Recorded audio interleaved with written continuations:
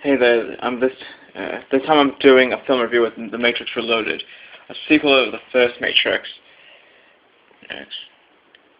And this case is actually, the background they're in is where that meeting with all the other ship captains, and if you remember watching that part, where it has these guys walking through when apologizing for their delay. Of course, watching that film, Morpheus was actually the center, Neo was there, but they switched this case they switched the other way around. And rated 15 here, and size is still black, and the Warner Home Video thing you can see is actually gray. The back, the scene pics are now from top to low. Neo spinning with a stick, Trinity falling with a gun while shooting, Morpheus jumping above the truck, and all the Smith breeds, and two twins forming into holograms. And the plot about the film, of course you could barely read that, and this case is already rusted in dust. And bonus content, and the credits from there. Rated 15 for what it carries, not for rental, all that. Not to mention the interactual Player 2.0 and information.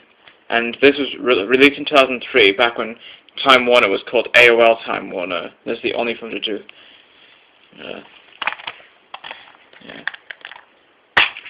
Although I don't have the disc for the film, but I do have. I've got on for now. I've got on Sky, so at least I can watch it right there.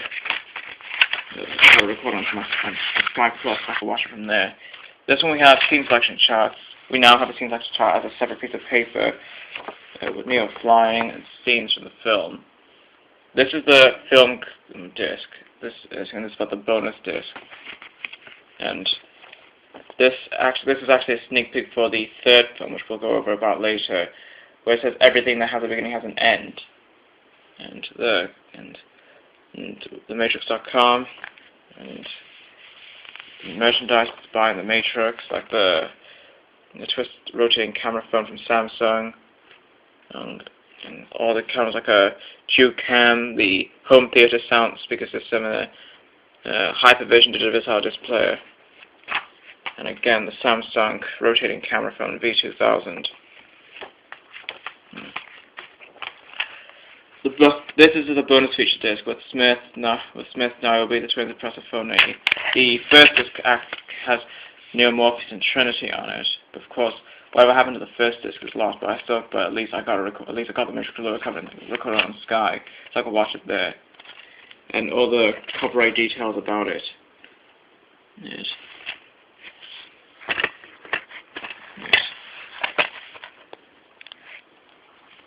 Now for some plots about this film. Originally, I thought the beginning of the film is when it continues Neo flying around the world as depicted in the end of the first film, but actually it begins with him dreaming about Trinity's demise. And one thing I thought in the trailer, that Trinity wore glasses when she was falling, but actually she's not, and she was bleeding from there. And originally I thought when Smith hits his fist at the agents, it transforms them to get his grand powers just like him. But no, by the time I watched this and began to understand, now he's created he harnessed and multiplied himself into millions of them. And speaking of that agent he hit his fist with, that is actually a grocery, because of the plot of the film, that is actually a grocery woman copied into a Smith. And when I saw before this film was brought into the house, before somebody bought this film, I saw the trailer of Matrix Revolutions, and and when it showed Bane in saying look past the flesh, and it showed Smith there, and it says Smith is on the real world, like he's got a beard and stuff. And when I was watching, I was like, how did he get in it if he's not part of the real world then? But by watching this film, we find out what it is. The guy with the beard and is said to be Smith is actually Bane, portrayed by Ian Bliss. Yes, technically. Bane is said to be the members of Captain Ballard's ship, and they were supposed to deliver a message. The guy who's given that thing to deliver to the real world got an exit first, and so Smith intervened, copied Bane into becoming a Smith replica. And when he picked up the phone call, well, the Smith persona went into his mind, causing him to try to destroy Neo. Technically, that was what's going to happen in the third film. Of course, you know the ending to it. And this is the final time we saw Gloria Foster, the Oracle, because you know what happened. As you know what happened to her in during around 2003 when they were about to work on the third film. And instead replaced it with Mary Alice. And Revolutions, the sequel was released in cinemas the same year as this one.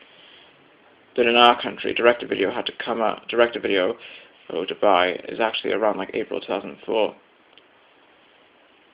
This introduced many characters who returned in the third film, which is the first time I've never seen that happen. And nothing from the first film, like Tank, Dozer, Cypher, none of them returned in this one. None of them would have returned on this one because part of the Nebuchadnezzar were dead alongside, and they never got to, meaning we don't get to see them again in Revolutions. The only one we got to see from the first one was the Oracle's kitchen, and the idea about bearded being corrupt and trying to kill Neo and everyone else. Cypher was like that, but not copied from Smith. But if you think, no, he's not copied from a Smith, because in the first one, Smith was an agent in that film. The second film, because when Neo defeated him, he disconnected him from the machine system, so he's an independent, and he says he's an independent program now, corrupt, now this time to turn against the getting rid of the machines as soon as he destroys Zion.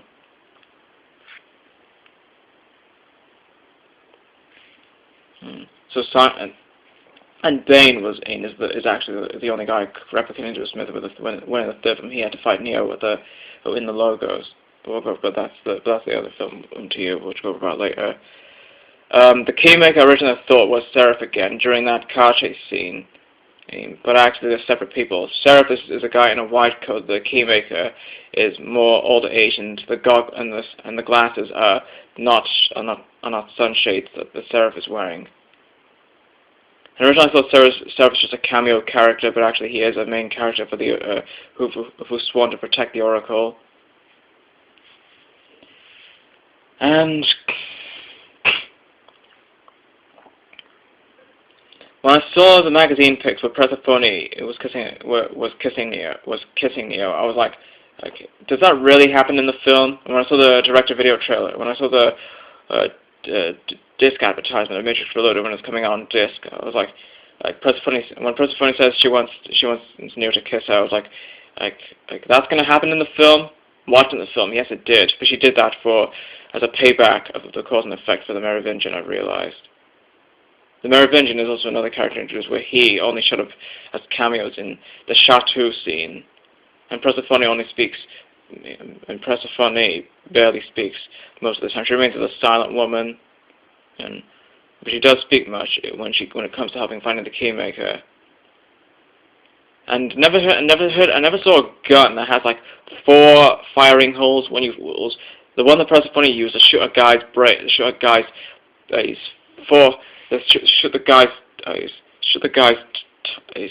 forehead when she threatened to get these guys out of here so that she can get to the Keymaker. And the twins. Originally I thought they were vampires, but actually they're just holograms. They're just computerized ghost beings who can transform to hologram, who can transform intangible hologram, ghostly-looking things that could slip through doors and walls and stuff. The Chateau scene is more comparable to some kind of is the only thing comparable to a vampire story. The rest is just more focused on action. And when I first heard of Commander Locke, I thought he was the guy who died in Revolutions. But actually, it was Mifune. It was his APU Captain Mifune. And Niobe, Jada Pinkett Smith's character, is more technically upbeat and a crush on Morpheus than she is with Locke, and Locke still thinks he could find some way to impress her, which I think that might be the reason. Which I think that might be the reason throughout the course of this and Revolutions. And when I heard it, when they say that Neo is the only hope to save Zion, I thought it was because he has to stay in Zion and try to defeat all the machines he can. Such as when in the end of the film when he raised his arm, hitting the Sentinels with his arm, when he raised his arm like that. And if you remember when he did like this, he did that 3 times. This time from the first film. When he froze the bullets. The second film when he stopped the bullets, he did it like this, and that's the only time he did that. The other time, at the end of the second film, he did this when he stopped the Sentinels, and the third film he did that to destroy the bombs which destroyed the Nebuchadnezzar, which led me to realize that because many ships are being destroyed, the bomb only targeted the ship because it thought it was inhabited by a couple of members inside that ship. I thought they said before this film was before this film was brought into the house, I originally thought they said the end of Reloaded. They walk out of the ship and it ends that way.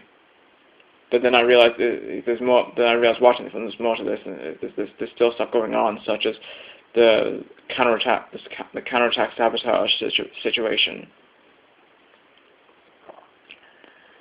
And originally, when I first saw this when I was like 10 years old, I was originally afraid it would have been like a so-called heroic story because of him saving Trinity from being killed. It's kind of like the opposite of how Trinity brought Neo back when he, like in the first film, after being shot by Agent Smith. But it had to be. But people always do that. But now I realize people always do that. It's just they always do the so-called necessary heroic stuff. But the only favorite part about this one is technically the action because they're continuing on the duty to save the world. The architect, which I found out was said that there are 6 anomalies. 5 anomalies were done, and this Neo is actually the 6th version. I was like, and that led me to realize if that's true, then how did their stories go prior to the 6th Neo prior to the 6th Neo becoming the next one going on? Whether some of those 5 failed or completed, of course you know that. And the return of the source, it led me to realize the parts that Neo slept in the first film before he chose the red pill, waking up from it. That I was afraid that would be where he should be. I was thinking that was where he should be going to save Zion. But they've got 24 hours. But they said that they got 24 hours to try and in a race of time. When they said the prophecy is true, when they say the prophecy is true, and then it was revealed that it's not, and the world of it is another system of harnessing a certain domination into the inhabitants. It led me to realize that they must be trapped in another dream. They must be trapped in another world again. Wherever the architect's chamber is, I don't care how he built it between the Matrix and the source to save as the savior of Zion.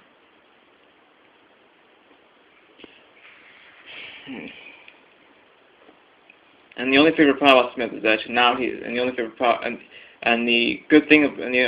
about Smith is that he's not. Is at this time he looks a bit bored, and he looks kind of bored when it comes to him being an agent in the first film.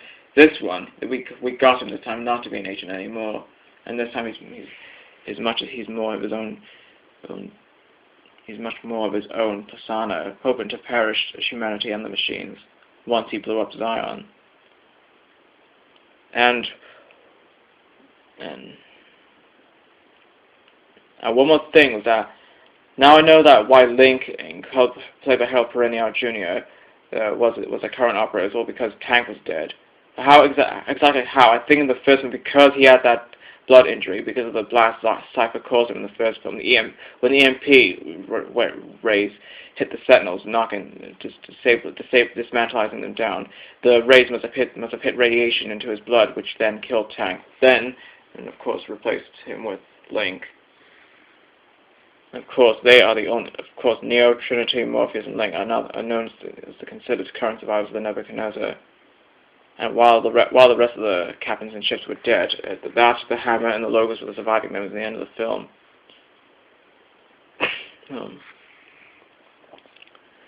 And that's pretty much to know about. Next one I'll be doing is Revolution. Next one I might be doing is Revolutions, and it's coming soon. And I'm about to say I'm signing off now.